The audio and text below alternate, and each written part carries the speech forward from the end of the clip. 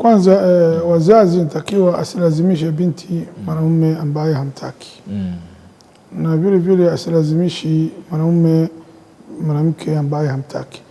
Yana ndoa Mungu ametaji ina mahaba. Watu kama hawa hawajapendana ni kukaa pamoja itakuwa ngumu. Ya kwanza. Ya pili, binti kabla hajachukua maamuzi ya kusema sitaki, kila anakuja mwanamume ambaye wazazi wake wameridhika nao. Ndio. Na mzazi wake hawezi kumtuba au kumweka sehemu mbaya. Wazazi wanamjua maslaha ya mtoto kuliko mtoto. Maana wao wamekulea, wao wamekuzaa, wamekuja dunia hii Allah amekuleta, lakini sababu kuja ni wao.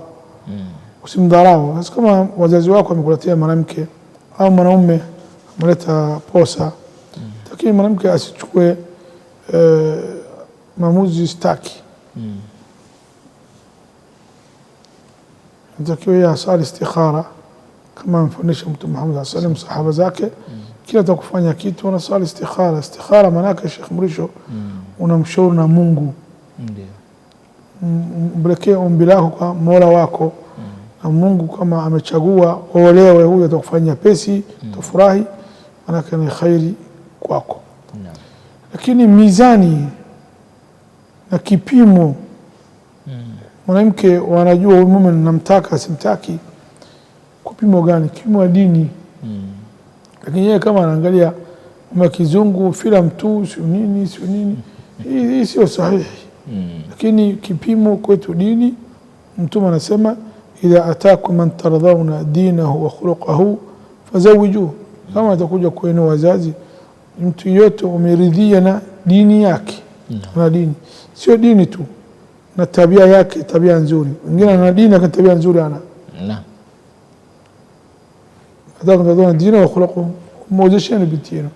Angalia dini sio mali. Mali inazokuja kwenda, kimuhimu dini na tabia nzuri. Naam. Sasa binti amgobe Allah Subhanahu na wazazi asilazimishe binti mume hamtaki. Sasa binti ni atapata dhambi kama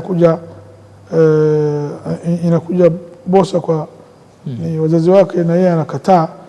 Hii sio sahihi. Takiwa asali istikhara, shauriane Allah Subhanahu wa ta'ala. Mungu anajua wapi maslaha yake ipo na wapi anapata